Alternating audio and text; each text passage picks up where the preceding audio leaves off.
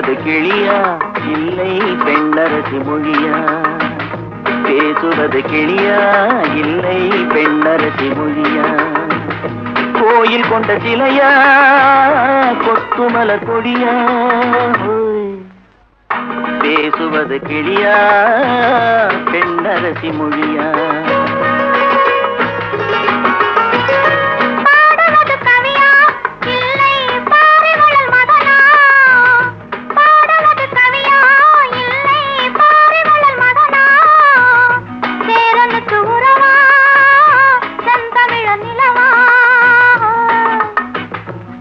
பாடுவது கவியா இல்லை பாரிவளல் மகனா?